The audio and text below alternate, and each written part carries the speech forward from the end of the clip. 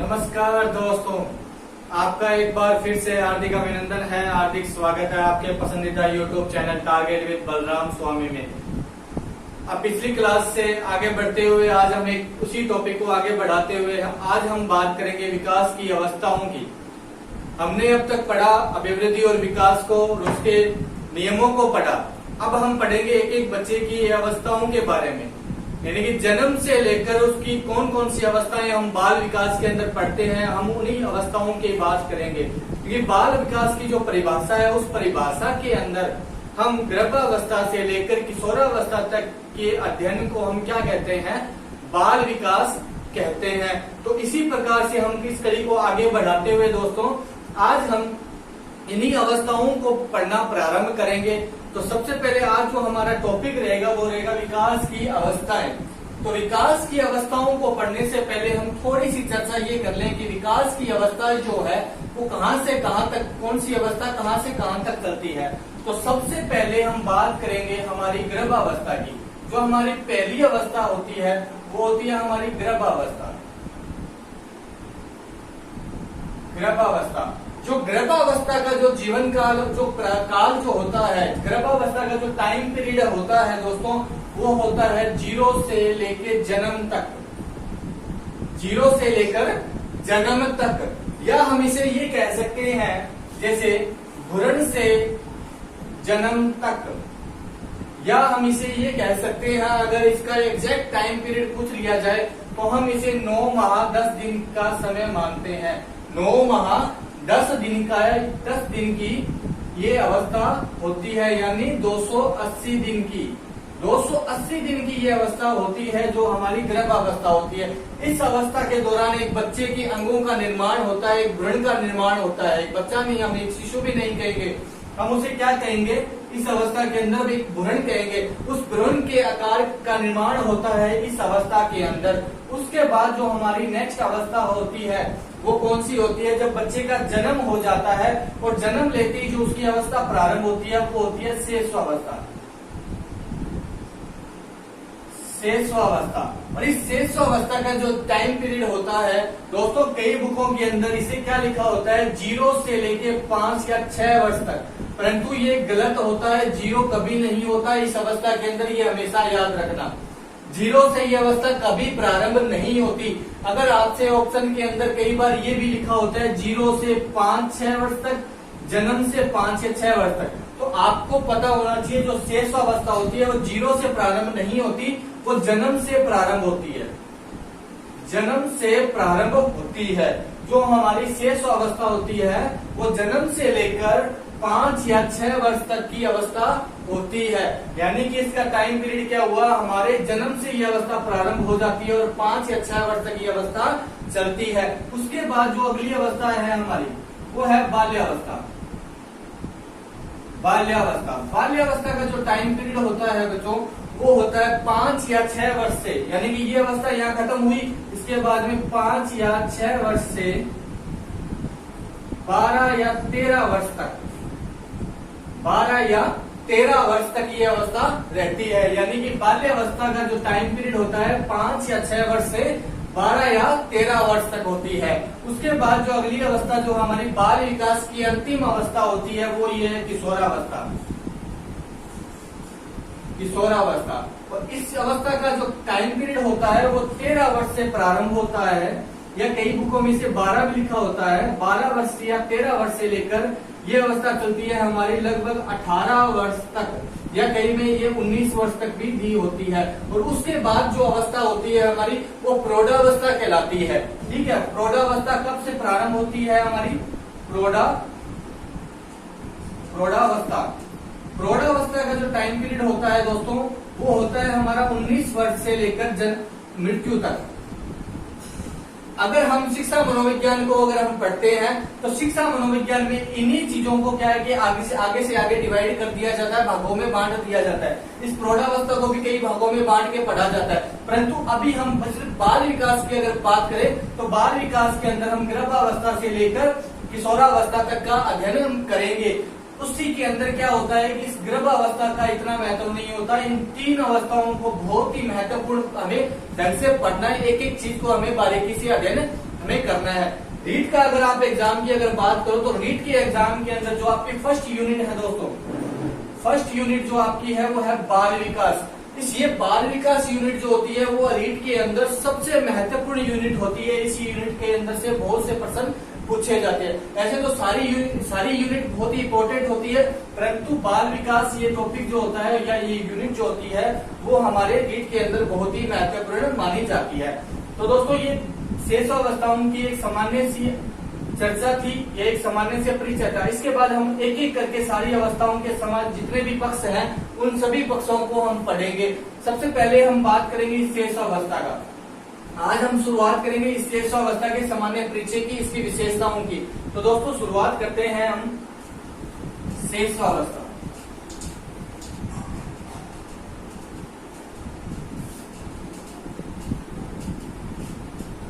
सबसे पहले हम बात करते हैं हमारी जो पहली अवस्था है शेष अवस्था।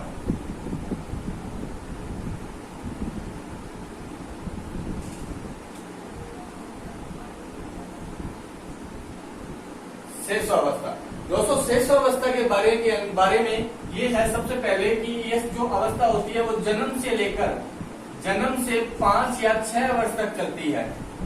जन्म से 5 या 6 वर्ष तक चलती है। अब इसके कुछ कथनों की बात कर लेते हैं। कुछ मनोवैज्ञानिकों ने इस शेष अवस्था के बारे में अपने अपने कथन दिए। उन कथनों की हम बात करें तो सबसे पहले जो जिसका कथन आता है बहुत ही मोस्ट इंपोर्टेंट कथन है वो है वेलेंटाइन का।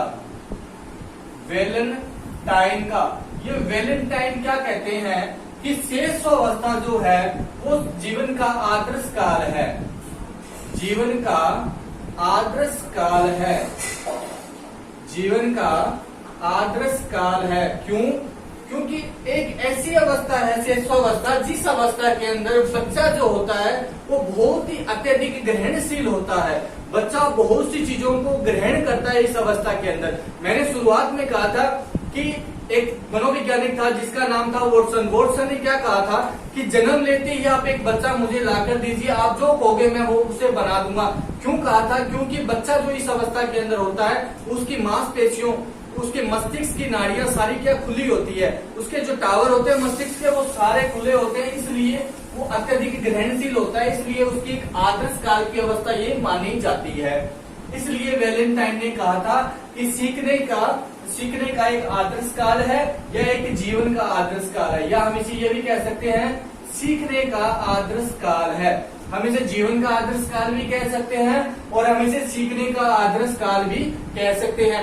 बच्चे का जो कुछ भी आप सिखाना चाहोगे वो इस अवस्था के अंदर बच्चा बहुत ही अच्छे से सीख सकता है। उसके बाद हम बात करेंगे जो नेक्स्ट मनोवैज्ञानिक थे जिनका नाम था हरलोक महोदया।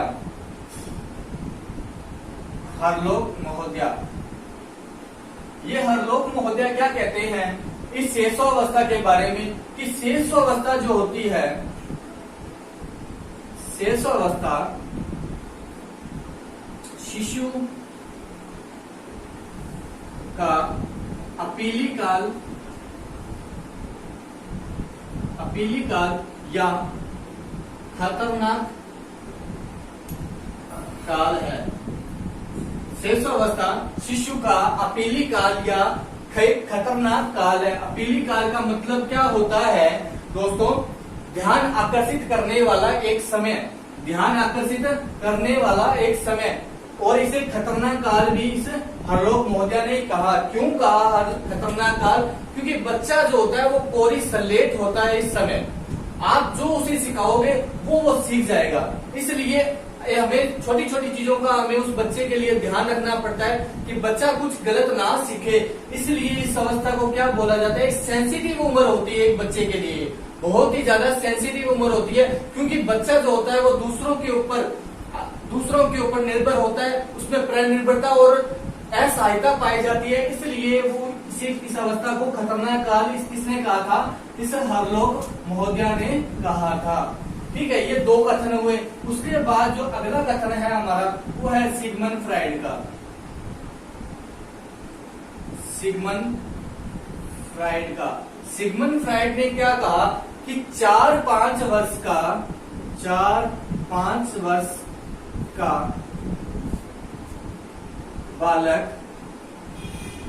वह बन जाता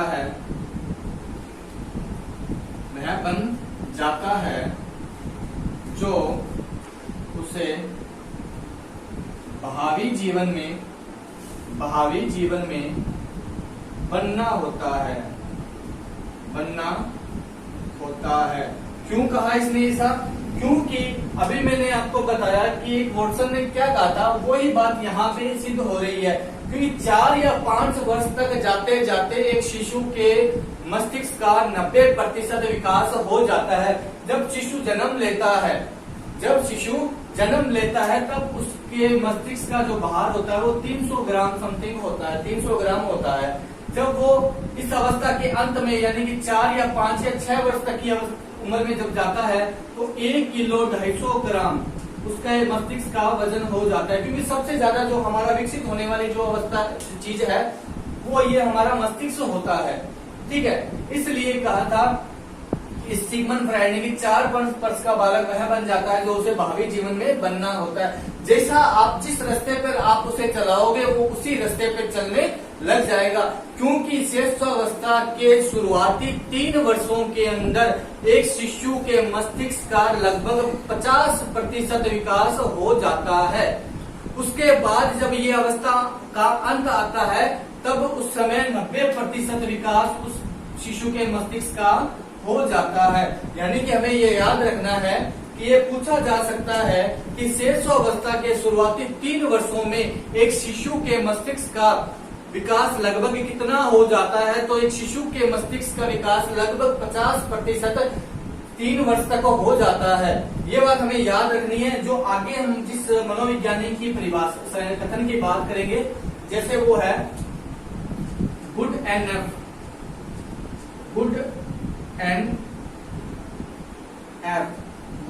एफ ने क्या कहा कि व्यक्ति का मानसिक विकास, इसने कहा कि व्यक्ति का मानसिक विकास जितना होना होता है उतना 3 वर्ष में हो जाता है। ठीक है, ये बात अभी जो मैंने आपको बताई कि शिशु का लगभग 3% जो 3 साल तक 3 वर्ष के अंदर उसके लगभग मस्तिष्क का 50% विकास हो जाता है। यानी कि ये कहना चाहता है कि व्यक्ति का मानसिक विकास जितना होता है उसका 3 वर्ष में मतलब जितना होना होता है, यानी कि जितना होना होता है उसका आधा, जितना होना होता है उसका आधा 3 वर्ष के अंदर हो जाता है। आधा यानी कि 50% विकास हमारा 3 वर्ष में हो जाता है। उसके बाद जो 50% बचता है वो 50% के अंदर 40% विकास जो लगभग है वो हमारा 4-5 वर्ष में भी हो जाता है। यानी कि 4 या 5 वर्ष तक जाते जाते हमारे मस्तिष्क का जो विकास है 90% हो जाता है। 10% बचता है वो हमारा किशोरावस्था तक जाते जाते धीरे धीरे उसमें उतार चढ़ाव होते रहते हैं और हमारा विकास होता रहता है। ये हमारे छोटे छोटे कुछ एक कथन थे जो हमारे लिए बहुत ही मोस्ट इम्पोर्टेंट है। एग्जाम के अंदर सीधे सीधे ये कथन उठा दिए जाते हैं और आपसे पूछ लिया जाता है कि ये कथन किसका है। कई बार एग्जाम के अंदर ये जो है वैलेंटाइन का ये कथन हमारा आ चुका है, रीट के कई बार सीटेट के एग्जाम में भी आ चुका है। किस जीवन का सीखने का आदर्श का ये किस मनोवैज्ञानिक ने कहा, तो ये किसने कहा था? वैलेंटाइन ने कहा था। अगर आपसे पूछ लिया जाए शिशुअवस्था शिशु का अपीली काल या खतरनाक काल है, अगर सीधा पूछ लिया जाए कि शिशु की शिशुअवस्था को अपीली काल किसने कहा, तो किसने कहा था? इस हरलोक महोदया ने कहा था। अगर आपसे पूछ लिया जाए कि 4-5 वर्ष का बालक वह बन जाता है जो उसे भावी जीवन में बनना होता है, ये कथन किसका है? तो ये किसका है? सिगमंड फ्राइड का कथन है। ठीक है, अगर आपसे पूछ लिया जाए कि व्यक्ति का मानसिक विकास जितना होता है उसका आधा 3 वर्ष में हो जाता है, ये कथन किसने दिया? तो ये कथन दिया था गुड एंड एफ ने दिया था। ठीक है, ये हमारे कथन है, आपको ये याद होने चाहिए। इनको अच्छे से आप स्क्रीनशॉट लीजिए, फिर हम आगे बढ़ते हैं इसके उपनामों की बात करें इस अवस्था की।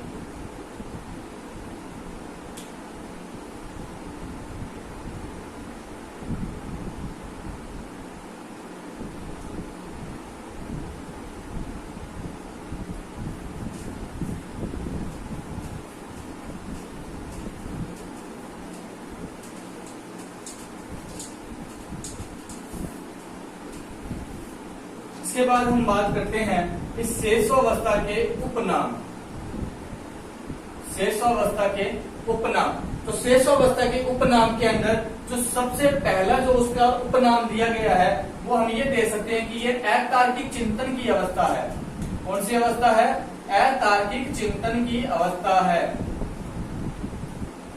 अतार्किक चिंतन की अवस्था मतलब इस अवस्था में बच्चा किसी भी प्रकार का तर्क नहीं करेगा, उसके पास जो भी बातें होगी वो अतार्किक होगी, बिना तर्क की बातें वो करेगा। यानी कि वो आपसे पूछ लेगा कि ये जो सूरज है वो ऊपर ही क्यों है, वो नीचे क्यों नहीं है। ये वो तर्क की बात होना, वो ऊपर है तो ऊपर ही है। तो ऐसी वो बातें बिना तर्क की बातें आपसे पूछेगा, बिना तर्क के ही वो आपसे के साथ सवाल जवाब आपके सामने रखेगा। तो इसलिए एक शिशु जो होता है शेषावस्था के अंदर बिना तर्क की बात करता है, इसलिए इसे इस अवस्था को हम ये उपनाम दे सकते हैं कि अतार्किक चिंतन की अवस्था, इस शेषावस्था को कहा जा सकता है। उसके बाद जो नेक्स्ट है इसका उपनाम वो है जीवन का हम ये कह सकते हैं जीवन का आधार। जीवन का आधार या हम भावी जीवन की आधारशिला भी कह सकते हैं। जीवन का आधार यानी कि जीवन का आधार मैंने आपको पहले बताया कि ये जो शेषावस्था होती है इसमें कि बच्चा क्या होता है, एक कोरी सलेट होता है जिस पर आप जो लिख दोगे वो परमानेंट उसके लिए फिक्स हो जाएगा। उसके बाद इस अवस्था को हम खिलौनों की आयु भी कहते हैं। खिलौनों की आयु, देखिए इसके अंदर आपको थोड़ा सा ध्यान देने वाली बात है कि जो ये शेषावस्था है इसको हम खिलौनों की आयु भी कहते हैं। परंतु कई बार क्या होता है कुछ एक बुक्स के अंदर इसके अंदर एक सस्पेंस बना हुआ है कि खिलौनों की आयु कौन सी है। कई बार कहीं पर आपसे प्रश्न पूछ लिया जाता है कि खिलौनों की आयु, ऑप्शन के अंदर शेषावस्था नहीं होती है, बाल्यावस्था ही दी होती है। तो आपको वहां पे कंफ्यूज नहीं होना है, आपको ये नहीं सोचना कि प्रश्न गलत है, गलत नहीं है वो। कई बार इस खिलौनों की आयु को शेष बाल्यावस्था को भी क्या कहा जा सकता है, खिलौनों की आयु कहा जाता है। अगर ऑप्शन के अंदर शेषावस्था है आपके पास तो आपको शेषावस्था को ही सही कर मानना है, अगर ये नहीं है तो फिर बाल्यावस्था को आप सही मानोगे। ठीक है, तो खिलौनों की आयु भी कहा जाता है इस अवस्था को। उसके बाद हम बात करेंगे अगला जो उपनाम है वह अनुकरण द्वारा सीखने की अवस्था। अनुकरण द्वारा सीखने की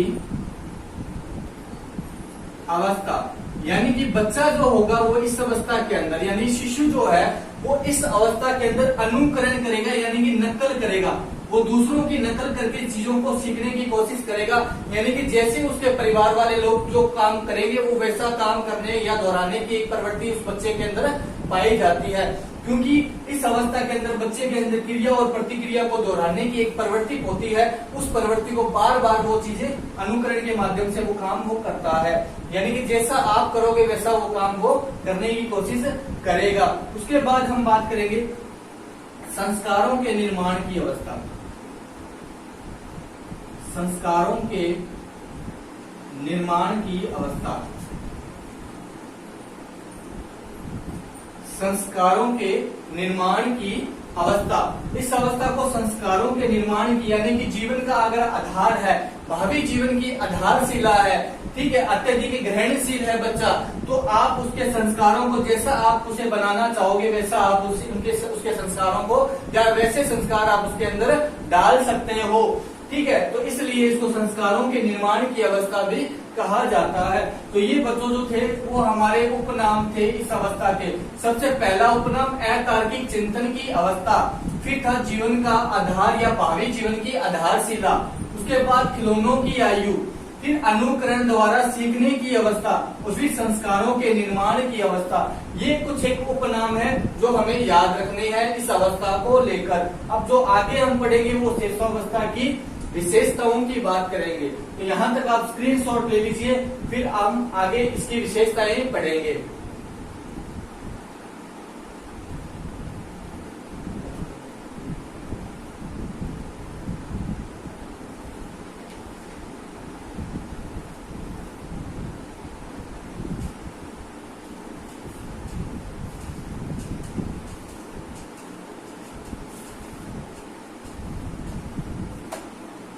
अब हम बात करते हैं शेषावस्था की विशेषताएं। सबसे पहली विशेषता की अगर बात करें तो इस अवस्था के अंदर हमें सबसे पहली बात ये याद रखनी है कि शेषावस्था में शिशु अत्यधिक ग्रहणशील होता है, यानी कि शिशु का मस्तिष्क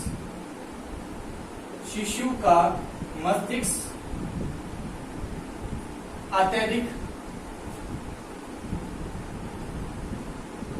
ग्रहणशील होता है, अत्यधिक ग्रहणशील होता है, यानी कि इसका मस्तिष्क जो होता है वो अत्यधिक ग्रहणशील होगा, क्योंकि मस्तिष्क का बहुत तेजी के साथ विकास हो रहा है, इसलिए वो तेजी से ही चीजों को कैच करेगा, तेजी के साथ ही वो चीजों को सीखेगा, इसलिए उसका मस्तिष्क जो होता है वो अत्यधिक ग्रहणशील होता है। उसके बाद हम बात करेंगे अगली विशेषता की। तो इस अवस्था के दौरान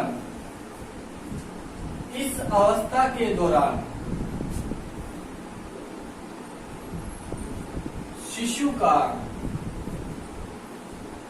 शारीरिक व मानसिक विकास तीव्रता के साथ होता है, यानी कि दूसरी विशेषता के अंदर हमें क्या याद रखना है कि इस अवस्था के दौरान शिशु का शारीरिक और मानसिक विकास तीव्रता के साथ होता है, यानी कि बहुत ही तेजी से उसका शारीरिक विकास होगा और बहुत ही तेजी से उसका मानसिक विकास होगा। इसीलिए गुडेनफ ने कहा था कि बच्चे का जितना विकास होना होता है मस्तिष्क का, उसका आधा 3 वर्ष के अंदर हो जाता है। और अगर हमारा मानसिक विकास होगा तो हमारा शारीरिक विकास भी होगा, क्योंकि शारीरिक विकास पहले नंबर पर होता है, उसके बाद मानसिक विकास दूसरे नंबर पर होता है हमारा। ठीक है, तो अगर शारीरिक विकास होगा तो हमारा मानसिक विकास भी उतनी ही तेजी के साथ होगा। ठीक है, क्योंकि चहुमुखी विकास नहीं कह सकते, इसमें अंदर सारे जितने भी हमारे पक्ष है या शारीरिक और मानसिक, ये दो पक्ष है, बाकी पक्ष यहाँ काम नहीं करते।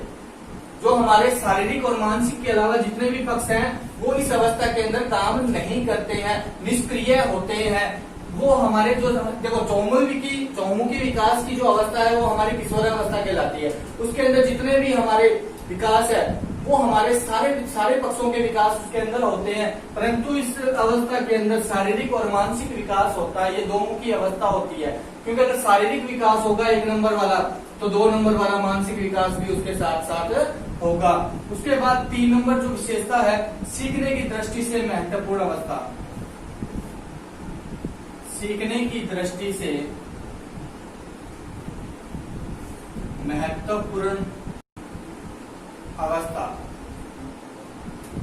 ठीक है, सीखने की दृष्टि से महत्वपूर्ण अवस्था है। उसके बाद चौथी है कि शेषावस्था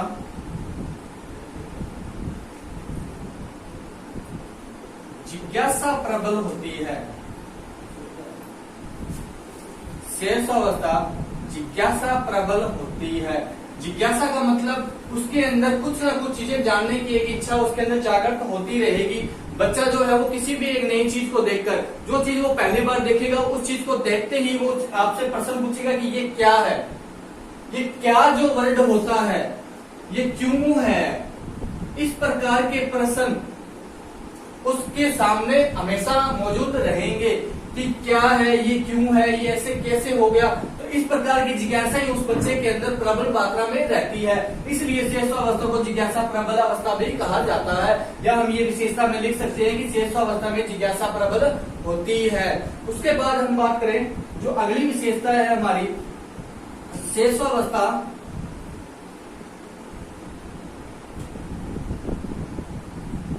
में शिशु वाक्यों, क्रियाओं को दोहराता है, यानी कि जो वाक्य आप उसके सामने बोलोगे वैसा वाक्य वो बोलेगा। यानी कि आप बच्चा बोलना नहीं जानता है, परंतु आप जो कुछ भी उसके सामने बोलोगे उसे वाक्यों का, उसे क्रियाओं का ज्ञान नहीं है, जैसा आप करोगे वैसा वो आपके सामने करके दिखाएगा, जैसा आपने उसके सामने किया। क्योंकि ये जो अवस्था होती है वो हमारी अनुकरण की अवस्था होती है, और अनुकरण का मतलब क्या होता है? नकल करना। इसलिए एक बच्चा जो है वो वाक्यों क्रियाओं को दोहराता है बार बार, जो जैसा आप करोगे वैसा वो बच्चा करके दिखाएगा। अगली जो विशेषता है, शेषावस्था में शिशु के अंदर, शिशु में असहायता व प्रनिर्भरता पाई जाती है, प्रनिर्भरता पाई जाती है। यानी कि वो किसी की सहायता नहीं कर पाएगा, क्योंकि वो खुद दूसरों के ऊपर निर्भर है। उसे भूख लगी है तो वो रोने व चिल्लाने लग जाएगा, परंतु बोलकर आपको ये नहीं कहेगा कि मुझे भूख लगी है, क्योंकि वो दूसरों के ऊपर डिपेंड है। अगर आप उसे रोने का, उसके रोने का अगर मतलब अगर आप समझ गए तो उसे आप खाना दे दोगे, अगर नहीं समझे हो तो वो रोकर चुप हो जाएगा। इसलिए एक बच्चा जो है वो असहायता, किसी की सहायता नहीं कर सकता, और क्योंकि वो परनिर्भर है, किसी अन्य के ऊपर निर्भर है, इसलिए इस अवस्था को शिशु की असहायता और परनिर्भरता की अवस्था भी कहा जाता है। उसके बाद हम आगे पढ़ेंगे, यहाँ तक आप स्क्रीनशॉट लीजिए 6 अवस्थाओं का, 6 विशेषताओं का। उसके बाद हम अगली विशेषता की बात करेंगे।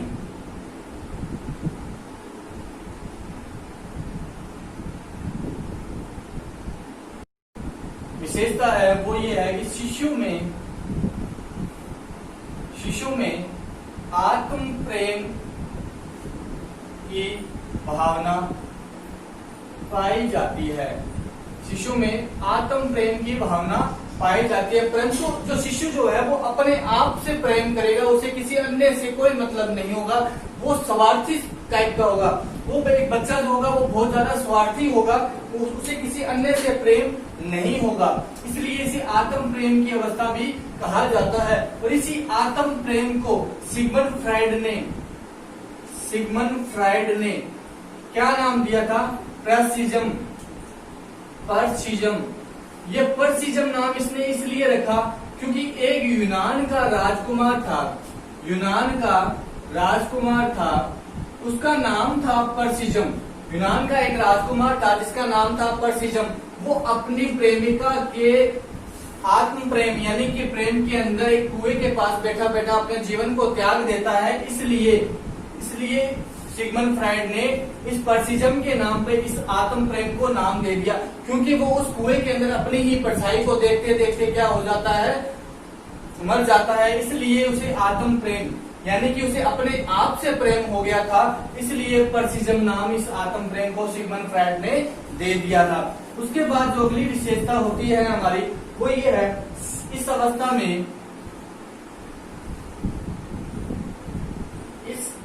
में क्रिया मूल प्रवृत्ति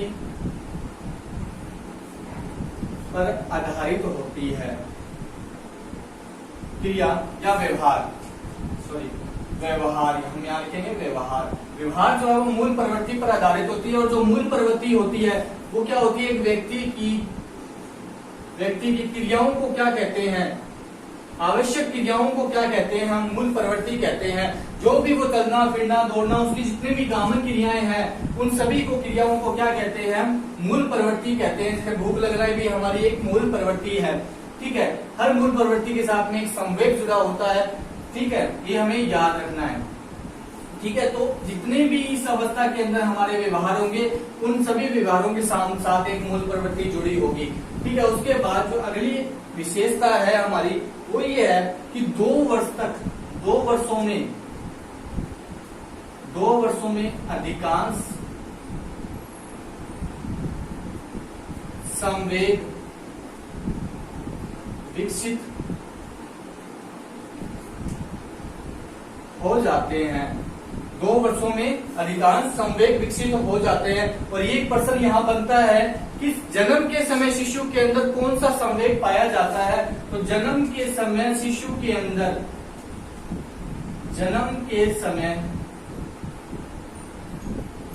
उत्तेजना नामक एक संवेग पाया जाता है। एक ब्रिजेश नाम का एक मनोवैज्ञानिक था जिसने कहा था कि जन्म के समय शिशु के अंदर एक उत्तेजना नामक संवेग पाया जाता है। और जन्म के 2 वर्षों तक यानी कि 2 वर्षों तक पहुंचते पहुंचते उसके अंदर क्रोध, प्रेम, ईर्ष्या, घृणा आदि प्रकार के संवेग उसके अंदर विकसित हो जाते हैं। संवेग क्या होता है? जब किसी चीज को देखकर हमारे अंदर कोई भी क्रिया होती है, उस क्रिया को हम क्या कहते हैं? संवेग कहते हैं। यानी कि जो चीज, किसी चीज को देखकर या कुछ चीज को समझकर जो चीज हमारे अंदर है, तब तक जब तक हमारे अंदर या अंदर की जो चीज है, वो चीज को अगर हम बाहर निकालकर कुछ व्यवहार करते हैं, तो उस व्यवहार को क्या कहते हैं? हमारा संवेग कहते हैं।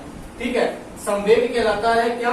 कि जो चीज हमने सोची है या जो चीज हम किसी चीज के बारे में सोच रहे हैं, सोचते सोचते अगर हम उस चीज के बारे में कोई बाहर निकलकर किसी को व्यवहार करके दिखाएंगे, तो वो व्यवहार हमारा सीधी सी शब्दों में क्या कहलाएगा? संवेग कहलाएगा।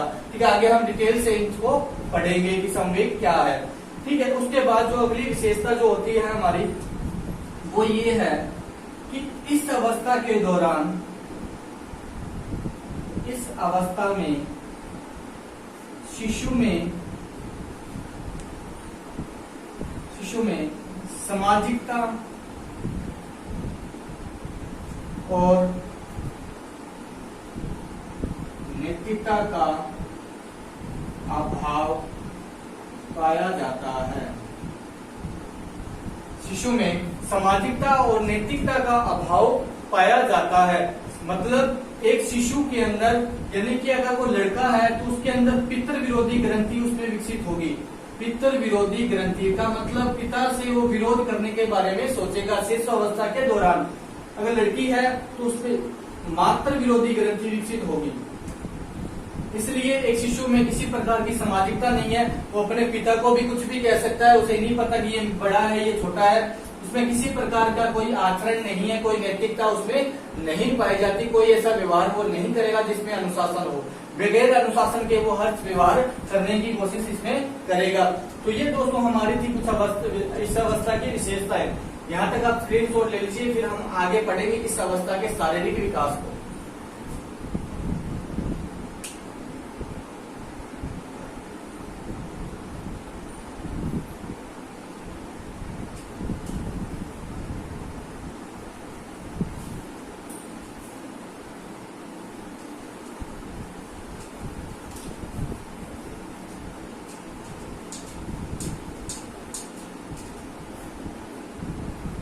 देखिए आगे शेषावस्था में शारीरिक विकास। अब हम इसके पक्षों की बात करेंगे। जितने भी हमारी अवस्थाएं हैं उन सभी अवस्थाओं के अंदर हम पढ़ेंगे। अभी हम शेषावस्था के शारीरिक विकास को पढ़ेंगे। जब हम बाल्यावस्था करेंगे तो बाल्यावस्था के भी शारीरिक विकास को पढ़ेंगे। फिर हम आगे किशोरावस्था पढ़ेंगे तो किशोरावस्था के शारीरिक विकास को पढ़ेंगे। फिलहाल हम बात करते हैं शेषावस्था के शारीरिक विकास की। तो शेषावस्था के शारीरिक विकास में हम उन पॉइंट्स को पढ़ेंगे। ज्यादा हम एडवांस हम कुछ पढ़ने की कोशिश नहीं करेंगे, परंतु जो चीज हमारे इम्पोर्टेंट फैक्ट है उन फैक्ट को हम पढ़ने की कोशिश करेंगे। तो शेषावस्था में शारीरिक विकास की अगर हम बात करें तो सबसे पहले जो प्रश्न यहाँ बनता है कि शेषावस्था के अंदर एक बच्चे के जन्म के समय उसकी लंबाई कितनी होती है। शेषावस्था में जन्म के समय शिशु की लंबाई कितनी होगी? 51 सेंटीमीटर। 51 सेंटीमीटर। ठीक है, अगर कोई यहाँ लड़की है, अगर फीमेल या शिशु में कोई लड़की है, उसकी जो हाइट होगी या लंबाई होगी 50.5 सेंटीमीटर उसकी हाइट होगी उस बच्ची की। ये तो बात है जन्म के तुरंत समय की बात है, यानी कि जन्म के समय एक शिशु की जो लंबाई है वो 51 सेंटीमीटर या 50.5 सेंटीमीटर फीमेल की। ठीक है, ये याद रखना है। यहाँ तक याद हुआ। उसके बाद अगर बात करें इस शेषावस्था के अंत में, यानी कि 5 या 6 वर्ष के अंदर एक शिशु की लंबाई कितनी होती है, तो एक शिशु की जो लंबाई होगी वो 108 सेंटीमीटर हो जाती है। 108 सेंटीमीटर हो जाती है। यानी कि हमें ये याद रखना है, ये नॉर्मल सा फैक्ट हमें याद रखना है। सिर्फ फैक्ट की बातें हैं और ये फैक्ट से ही प्रश्न पूछे जाते हैं, इसलिए हमें याद रखना है कि जन्म शेषावस्था में एक शिशु के जन्म के समय उसकी लंबाई 51 सेंटीमीटर और उसकी शेषावस्था के अंत में उसकी लंबाई कितनी हो जाती है? 108 सेंटीमीटर हो जाती है। तो ये तो बात थी लंबाई की। उसके बाद हम बात करेंगे उसके वजन की। उसके वजन की तो शेषावस्था में एक शिशु के जन्म के समय जब वजन होता है, शेषावस्था में एक शिशु का जन्म के समय जो वजन होता है वो 3 किलोग्राम होता है। 3 किलो का बच्चा होगा। जन्म के समय एक बच्चे का जो वजन होगा वो इसी 3 किलो के लगभग होगा। कुछ कम ज्यादा हो सकता है परंतु लगभग यही माना जाता है। आपके अगर फैक्ट्स का अगर प्रश्न आएगा तो आपको 3 किलोग्राम ही सही करना है या यही मानना है। अब आप बात करें कि जब शिशु 6 माह का हो जाएगा तो 6 माह में इस 3 किलो का क्या हो जाएगा? दोगुना हो जाएगा, दुगुना हो जाएगा। अब बात करेंगे इस अवस्था के अंत में। इस अवस्था के अंत में एक शिशु का वजन कितना होगा? तो एक शिशु का जो वजन है वो 16 किलोग्राम हो जाएगा।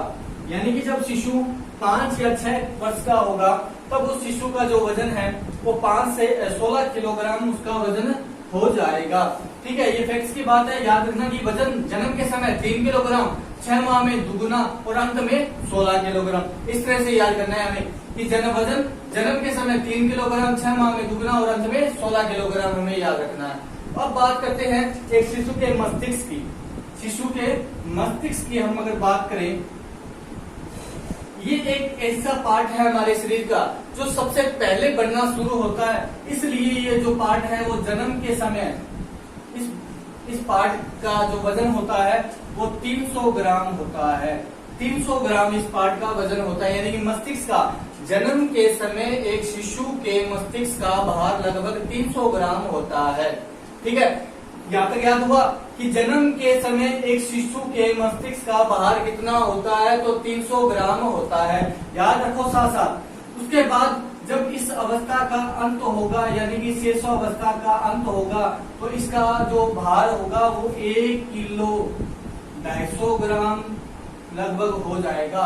यानी कि ये जो है इसका आधा 3 यानी कि 300 ग्राम का 50 यानी कि ये जो पूर्ण मस्तिष्क है हमारा 100%। ठीक है, याद रखना 100% का 50% कब पूरा हुआ? 3 वर्ष में।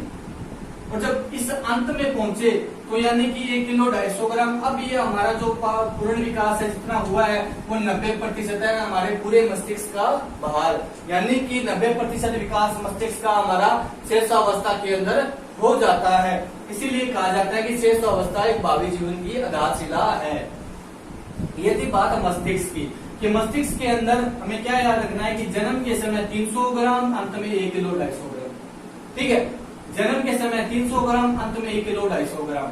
लंबाई की बात करें तो लंबाई 51 सेंटीमीटर, अंत में 108 सेंटीमीटर। जन्म के समय वजन 3 किलोग्राम, 6 माह में दुगुना, अंत में 16 किलोग्राम। उसके बाद मस्तिष्क की जन्म के समय 300 ग्राम, अंत में 1 किलो 250 ग्राम। ठीक है, ये हमारे मस्तिष्क का 90% विकास हो चुका है हमारे मस्तिष्क का। अब हम बात करते हैं हमारी हड्डियों की। हमारी हड्डियों की तो हड्डियों में सबसे पहले 3 फैक्ट हम साथ साथ पढ़ेंगे। हम 3 अवस्थाओं को साथ में पढ़ेंगे। सबसे पहले हम बात करेंगे शेषावस्था की, फिर हम बात करेंगे बाल्यावस्था में कितनी होती है, फिर हम बात करेंगे किशोरावस्था में कितनी। तो शेषावस्था में अगर हम बात करें तो जो हड्डियां होती है हमारी वो होती है 240 हड्डियां। फिर हम बाल्यावस्था की अगर बात करें तो हमारी हड्डियां होती है 350। किशोरावस्था में हमारी हड्डियों की संख्या कितनी हो जाती है? कितनी रह जाती है? 206। यानी कि क्या हुआ कि शेषावस्था में बाल्यावस्था में पहुंचे तो हड्डियां बढ़ गई और बाल्यावस्था से किशोरावस्था में थे तो हड्डियां घट गई। क्यों हुआ ऐसा? क्योंकि यहाँ जो हड्डियां थी उसके बाद यहाँ तक जाते जाते हमारे उन हड्डियों के पास में अनेक प्रकार की अनेक हड्डियां और बन गई और यहाँ से यहाँ तक जाते जाते वो हड्डियां क्या है आगे बढ़ते बढ़ते एक साथ मिल गई। यानी कि उन हड्डियों का क्या हो गया? अब अस्थिकरण हो गया। अस्थिकरण हो गया यानी कि बाल्यावस्था से किशोरावस्था में अगर हड्डियां कम हुई है तो उसका कारण क्या है? अस्थिकरण। यानी कि हड्डियों की संख्या का घटना या हड्डियों का मिलना क्या कहलाता है? अस्थिकरण कहलाता है। दो हड्डियों का आपस में मिलकर एक हड्डी का निर्माण होना क्या कहलाता है? अस्थिकरण कहलाता है। तो ये हमें याद रखना है कि शेषावस्था में ये आपको कंफ्यूज करेगी बहुत सी चीजें, क्योंकि अलग अलग बुक में अलग अलग आंकड़े हैं, आपको इन्हीं को याद रखना है। क्योंकि ये जो आंकड़ा जो मैंने बताया ये एकदम फैक्ट पर आधारित है और बहुत ही ऑथेंटिक है। आपको इससे अलग कुछ नहीं याद रखना, आपको ये याद रखना है कि शेषावस्था में 240, बाल्यावस्था में 350 और किशोरावस्था में 206 हड्डियां हमारी पाई जाती है। ठीक है, और ये घटने की जो प्रक्रिया है, बढ़ने की जो प्रक्रिया है वो क्या कहलाती है? अस्थिकरण कहलाती है, ये याद रखना है। उसके बाद हम बात करेंगे आगे, यहां तक स्क्रीनशॉट लीजिए आप।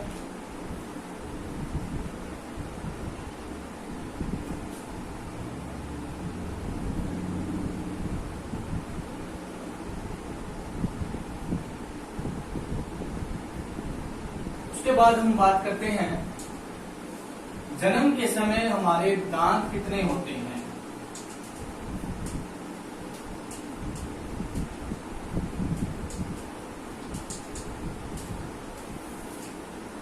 जन्म के समय कितने दांत होते हैं? किसी को पता है तो कमेंट करके जरूर बताएं। जन्म के समय कितने दांत होते हैं? कोई नहीं। जन्म के समय एक भी दांत हमारा नहीं होता है। ठीक है, और जन्म के 6 माह के अंदर, 6 माह का जब शिशु होता है तब उसका एक दांत आता है, यानी कि पहला दांत जो आता है वो 6 माह में आता है। और ये दांत कौन सा होता है? अस्थायी या दूध का दांत होता है। अस्थायी या दूध का दांत इसे कहा जाता है। उसके बाद जब इस अवस्था का यानी कि शेषावस्था का अंत आता है, अंत समय आता है, तो हमारे मुंह में 16 दांत पाए जाते हैं। और इन 16 दांतों के अंदर 2 या 3 दांत ऐसे होते हैं जो स्थायी दांत होते हैं, और जो 12, 13 या 14 दांत जो होते हैं वो अस्थायी दांत होते हैं। क्या होते हैं? अस्थायी दांत होते हैं। तो दांतों के अंदर जन्म के समय एक भी दांत हमारे अंदर नहीं होता। 6 माह में एक दांत आता है, वो भी कौन सा? अस्थायी या दूध का दांत। उसके बाद अंत में 16 दांत, और 16 दांतों में भी क्या? 2 से 3 दांत स्थायी दांत होते हैं, और 13 से 14 दांत कौन से होते हैं? अस्थायी दांत होते हैं। तो ये था हमारा दांतों का एक शारीरिक विकास किस प्रकार से होता है।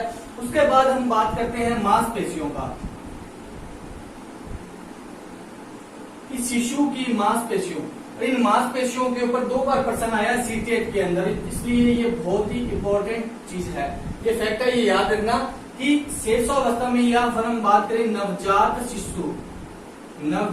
शिशु की मांसपेशियों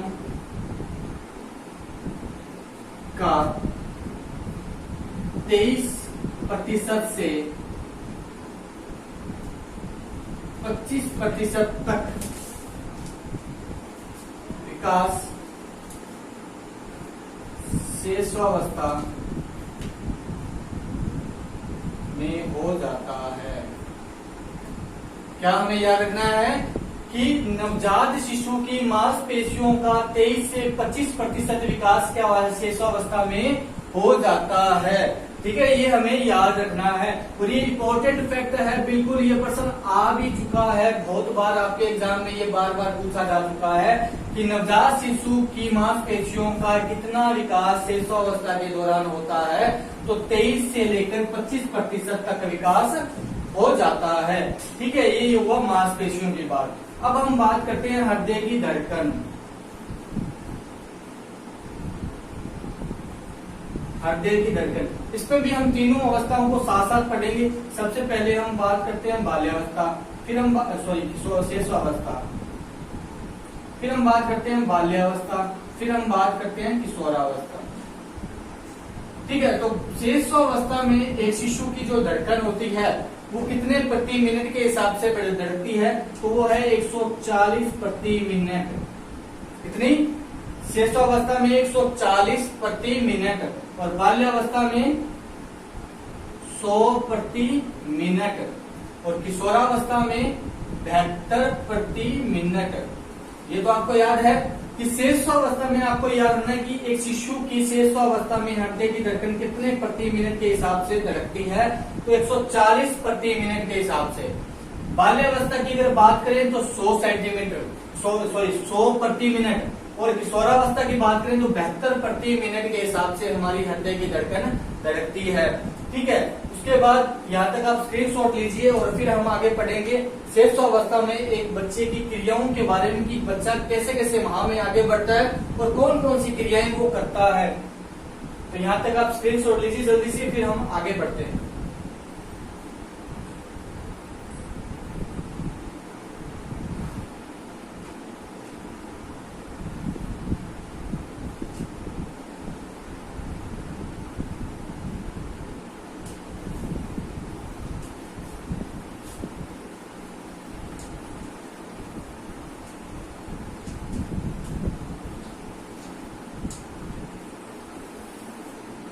अब हम बात करते हैं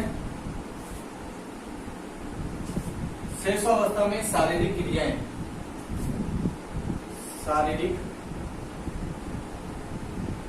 क्रियाओं की कि कौन कौन सी शारीरिक क्रियाएं एक बच्चे के द्वारा होती है जैसे जैसे वो माह में आगे बढ़ता है। तो सबसे पहले हम बात करेंगे एक माह का शिशु कि एक माह का शिशु क्या करता है। एक माह का शिशु जो है वो जब एक माह का शिशु जब हो जाएगा तो अपना जो सिर है वो संभालने लग जाएगा, यानी कि सिर उठाने लग जाएगा। अपना सिर उठाने लगता है, अपना सिर उठाने लगता है, यानी कि उससे पहले जो शिशु है वो उसे सिर उठाने के लिए किसी सहारे की आवश्यकता होगी, या फिर वो आपके ऊपर निर्भर रहेगा या अपने माता पिता के ऊपर निर्भर रहेगा। परंतु जब शिशु एक माह का हो जाएगा तो उसकी जो पहली शारीरिक क्रिया होगी वो ये होगी कि वो अपना सिर जो है वो अब धीरे धीरे उठाने लग जाएगा। उसके बाद हम बात करते हैं आगे, जब शिशु 4 माह का होगा, जब शिशु 4 माह का होगा, जब शिशु 4 माह का होगा तो वो सहारे के साथ बैठने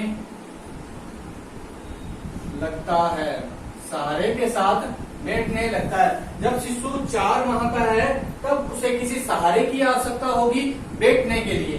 फिर आप किसी चीज का सहारा देकर उसे बिठा सकते हो, बिना सहारे के वो बच्चा नहीं बैठ सकता जब वो 4 माह का है। बिना सहारे के कब बैठ सकता है, जब वो 7 माह का होगा।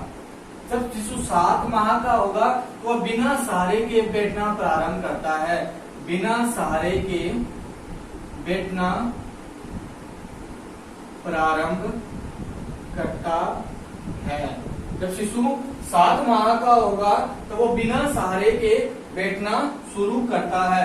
और फिर 10 माह का जब शिशु होगा, जब शिशु 10 माह का होगा तो घुटने के बल चलने,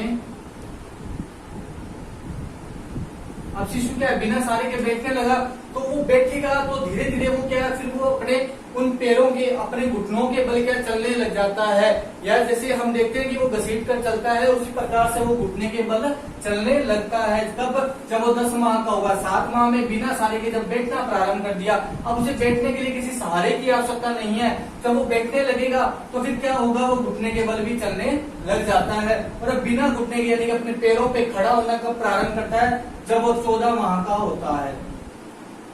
14 माह का शिशु सबसे पहले खड़ा होना सीखता है, यानी कि शिशु सीधा चलना नहीं सीखेगा, वो पहले खड़ा होना सीखेगा। तो 14 माह का शिशु खड़ा होना अपने पैरों पर,